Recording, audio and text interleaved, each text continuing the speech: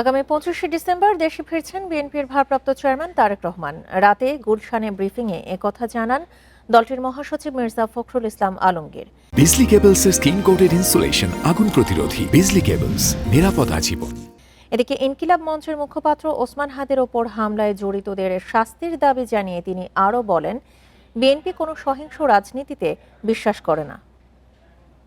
সংগ্রামী নেতা, এই দেশের গণমানুষের অত্যন্ত প্রিয় মানুষ জনাব তারেক রহমান, আমাদের দলের ভারপ্রাপ্ত চেয়ারম্যান, তিনি আগামী 25শে ডিসেম্বর, আমি আবার রিপিট করছি যে আগামী 25শে ডিসেম্বর তিনি ঢাকার মাটিতে আমাদের মাঝে এসে পৌঁছবেন।